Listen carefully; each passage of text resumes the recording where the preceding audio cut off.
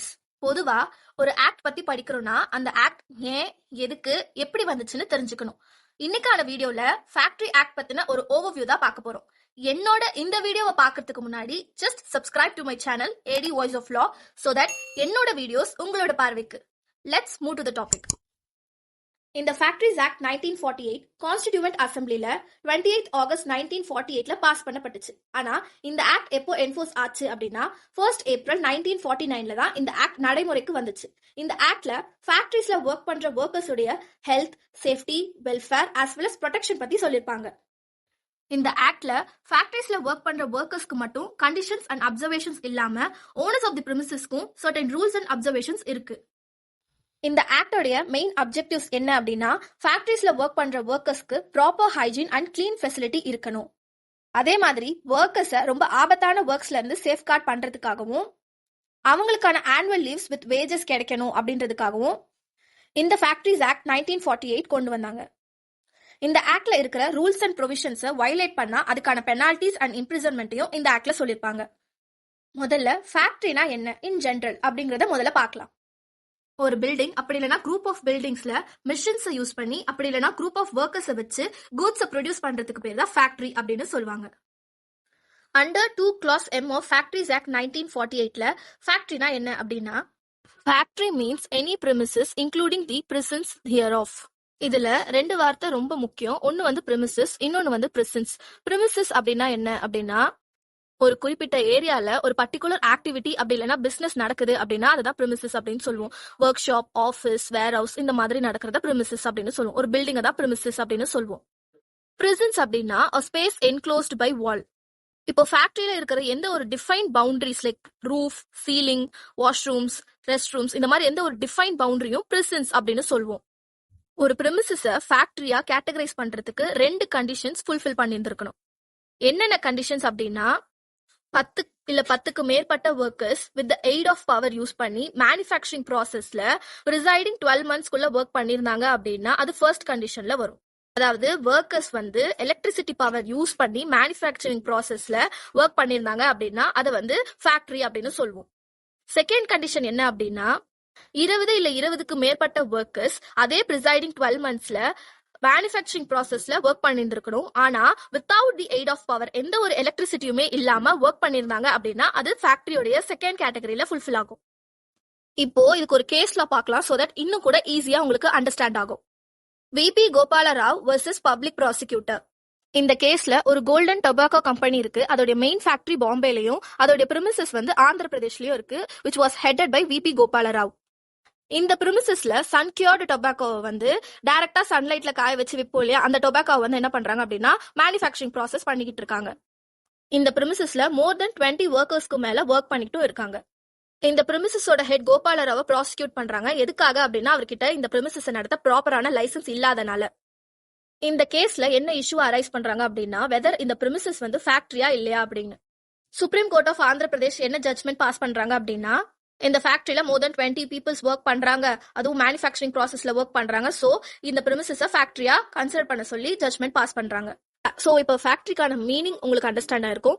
So இப்போ எதெல்லாம் factory கீழே வராது அப்படின்றதையும் பார்க்கலாம். ஃபர்ஸ்ட் மைன் ஃபேக்டரிஸ். ஸோ மைன் ஃபேக்டரி அப்படி அதெல்லாம் வந்து இந்த ஃபேக்டரிஸ் ஆக்டுக்கு கீழே வராது. அதெல்லாம் மைன் ஆக்ட் 1952க்கு கீழே வரும். அதே மாதிரி ரயில்வே ரன்னிங் ஷெட் வந்து ஃபேக்டரிஸ் ஆக்டுக்கு கீழே வராது. ஹோட்டல், ரெஸ்டாரண்ட், ஈட்டிங் பிளேசஸ் அப்படி இல்லைன்னா வந்து mobile unit belonging to the armed forces of the union இதெல்லாம் வந்து ஃபேக்டரிஸ் ஆக்டுக்கு கீழே வராது அப்படின்னு சொல்றாங்க. ஃபேக்டரிஸ் ஆக்ட்னா என்ன அப்படிங்கறத பார்த்தோம். இப்போ ஃபேக்டரிஸ் ஆக்ட் எப்படி வந்துச்சு அப்படிங்கறத பார்க்கலாம்.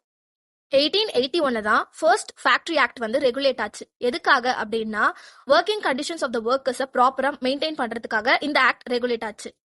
இந்த ஆக்டை எனாக்ட் பண்றதுக்கான மெயின் ரீசன் இந்த ஆக்ட் வரதுக்கு முன்னாடி ஒர்க்கர்ஸோடைய ஒர்க்கிங் கண்டிஷன்ஸ் ப்ராப்பரா இல்ல, அவங்களுக்கு சேஃப்டி இல்ல, அவங்களுக்கு எந்த விதமான ஒரு ப்ரையாரிட்டிஸுமே இல்ல அப்படிங்கறனாலதான் இந்த ஆக்டை வந்து எனாக்ட் பண்ணாங்க. ஃபேக்டரிஸ் ஆக்ட் 1881 மெயின்லி ஃபோக்கஸஸ் எது பண்ணுச்சு அப்படின்னா prohibition of employment of children under 7 years of age. அதாவது 7 வயசுக்குள்ள இருக்கிற பிள்ளைங்க வந்து எம்ப்ளாய்மெண்ட் அதாவது ஃபேக்டரிஸ்ல ஒர்க் பண்ணக்கூடாது அப்படின்றதுக்காக தான் இந்த ஆக்டோடைய மெயின் ஃபோக்கஸஸா இருந்துச்சு. அண்ட் இந்த ஃபேக்டரிஸ் ஆக்ட்ல மோர் தென் 100 ஒர்க்கர்ஸ் அந்த ஃபேக்டரிஸ் வித் மெக்கானிக்கல் பவரை தான் ரொம்ப ஃபோக்கஸ் பண்ணிருக்காங்க. பட் இந்த 1881 ஆக்ட்ல நிறைய டெஃபிஷியன்சியும் நிறைய லூப் ஹோல் இருந்தனால 1891ல ஃபர்தரா அமெண்ட் பண்ணி நிறைய செக்ஷன்ஸை இன்கார்பரேட் பண்ணியிருந்தாங்க. இந்த 1891 ஃபேக்டரிஸ் ஆக்ட்ல நிறைய இன்அடிக்குவேட் சேஃப்டி மெஷர்ஸ் இருந்தனால 1901 to 1905ல several fire accidents were happened. இந்த ஃபயர் ஆக்சிடென்ட்ல more than 50 members were died. So இதனால 1911ல ஃபேக்டரிஸ் ஆக்டை திரும்பவும் எனாக்ட் பண்ணாங்க. எதுக்காக அப்படின்னா ஒர்க்கர்ஸோடைய சேஃப்கார்டை ப்ரொடெக்ட் பண்றதுக்காக. ஆஃப்டர் வேர்ல்டு வார் 1 1911 ஃபேக்டரிஸ் ஆக்டை international labour organisation further discussed in 1919 and 1922ல அமெண்ட் பண்ணாங்க. எதுக்காக அப்படின்னா ஒர்க்கர்ஸோடைய working hours, minimum age and night work of women and சில்ட்ரனை ஃபர்தரா அமெண்ட் பண்றதுக்காக.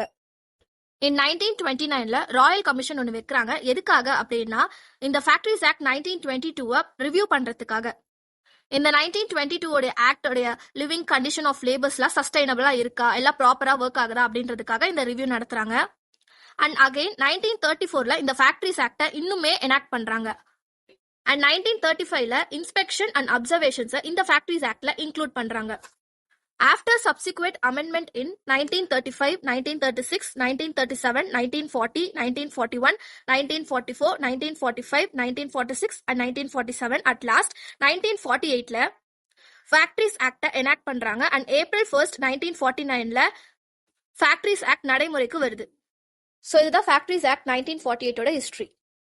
இந்த ஃபேக்டரிஸ் ஆக்ட்ல 120 செக்ஷன்ஸ், 11 சாப்டர்ஸ் அண்ட் 3 ஷெட்யூல்ஸ் இருக்கு. இப்போ இந்த ஃபேக்டரிஸ் ஆக்ட் 1948ல இருக்கிற சாப்டர்ஸை ஒரு குயிக் ரிவ்யூ பார்க்கலாம். Chapter 1 which talks about preliminary. Section 1ல இருந்து 7B வரைக்கும் இந்த preliminary டீல் பண்ணுது. இந்த சாப்டர்ல ஃபேக்டரியோட அப்ளிகபிலிட்டி, இன்டர்பிரிட்டேஷன் ஆஃப் டெஃபினிஷன், ஆக்குபையர்னா யாரு, அப்ரூவல் அண்ட் லைசன்சிங், அதுக்கப்புறமா ரெஜிஸ்ட்ரேஷன் ஆஃப் ஃபேக்டரிஸ் பத்தி பார்ப்போம். Chapter 2 the inspecting staff. Section 8ல இருந்து 10 வரைக்கும் கவர் ஆகுது. இந்த சாப்டர்ல அப்பாயின்மெண்ட் ஆஃப் இன்ஸ்பெக்டர்ஸ், இன்ஸ்பெக்டர்ஸ் உடைய powers and other types of inspectors பத்தி பார்ப்போம். Chapter 3 which talks about health. Section 11ல இருந்து 20 வரைக்கும் கவர் ஆகுது. இந்த சாப்டர்ல ஃபேக்டரி எப்படி க்ளீன் அண்ட் ஹைஜீனா மெயின்டைன் பண்ணணும்ன்றத பத்தி சொல்லிருப்பாங்க. Chapter 4 which talks about safety. Section 21ல இருந்து 41 வரைக்கும் கவர் ஆகுது. இந்த சாப்டர்ல மிஷின்ஸ் எப்படி ப்ராப்பரா ஹேண்டில் பண்ணணும்ன்றத பத்தியும் ஃபேக்டரியில ஒர்க் பண்ற ஒர்க்கர்ஸ்க்கான சேஃப்டியை பத்தியும் சொல்லிருப்பாங்க. Chapter 4A provisions relating to hazardous process. Section 41A ல இருந்து 41H வரைக்கும் கவர் ஆயிருக்கும். இந்த சாப்டர்ல அண்டர் ஷெட்யூல் 1க்கு கீழ ஸ்பெசிஃபை பண்ண விதமா special care and process which is relating to hazardous process கான செக்ஷன் டீல் ஆயிருக்கும்.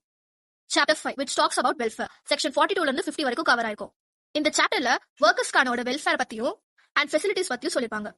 Chapter 6 working hours of adults. Section 51ல இருந்து 66 வரைக்கும் இருக்கு. இந்த சாப்டர்ல ஃபேக்டரிஸோட working hours, spread over and over time பத்தியும் டெய்லி ஹவர்ஸ் பத்தியும் சொல்லிருப்பாங்க. Chapter 7 employment of young person. Section 67ல இருந்து 77 வரைக்கும். இந்த சாப்டர்ல நான் அடல்ட் ஒர்க்கர்ஸோட ப்ரோஹிபிஷன் பத்தி சொல்லிருப்பாங்க.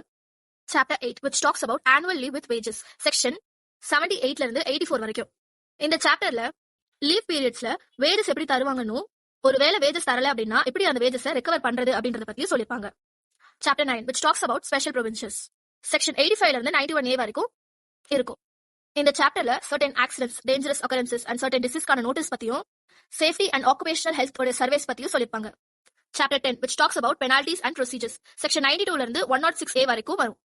இந்த ஃபேக்டரிஸ் ஆக்டோட ரூல்ஸ் அண்ட் ப்ரொவிஷன்ஸ் யாராச்சும் வயலேட் பண்ணாங்க அப்படின்னா அதுக்கான பெனால்டிஸ் இந்த சாப்டர்ல டீல் ஆயிருக்கும். And the last chapter which talks about supplemental. Section 107ல இருந்து 120 வரைக்கும் கவர் ஆயிருக்கும். இந்த சாப்டர்ல ஃபேக்டரியில டிஸ்ப்ளே பண்ற நோட்டீஸ் வந்து ஒன்னு இங்கிலீஷா இருக்கணும், அப்படி இல்லனா ஒர்க்கர்ஸ் மெஜாரிட்டியா அண்டர்ஸ்டாண்ட் பண்ற லாங்குவேஜ்ல டிஸ்ப்ளே பண்ணப்பட்டிருக்கணும். அண்ட் அந்த டிஸ்ப்ளே பண்ணப்படுற நோட்டீஸ் வந்து கன்வீனியன்டான பிளேஸ் அப்படி இல்லனா மெயின் என்ட்ரன்ஸ் ஆஃப் தி ஃபேக்டரியில இருக்கணும். அண்ட் அந்த பிளேஸை ப்ராப்பர் கண்டிஷன்ல மெயின்டைன் பண்ணிட்டு இருக்கணும். அண்ட் இந்த சாப்டர்ல 3 ஷெட்யூல்ஸ் லிஸ்ட் பண்ணிருப்பாங்க. என்னென்ன அப்படின்னா first schedule, second schedule and third schedule. First schedule இதெல்லாம் லிஸ்ட் ஆன் பண்ணிருக்கோம் அப்படின்னா industries involving hazardous processes. And second ஷெட்யூல்ல permissible levels of certain chemical substances in work environment. And third schedule list of notifiable diseases. இந்த 3 schedules list down ஆயிருக்கும். இந்த வீடியோல factories ஆக்டோட ஒரு ஓவர்வியூ பார்த்தோம். உங்களுக்கு சாப்டர்ஸோட டீடைல் வீடியோ வேணும்னா மறக்காம காமெண்ட் பண்ணுங்க, so that ஃபேக்டரிஸ் ஆக்ட்ல இருக்கிற சாப்டர்ஸோட செக்ஷன்ஸை டீடைலா பார்க்கலாம். Thank you for watching this video. Stay tuned with AD Voice of Law, your legal lens on the world.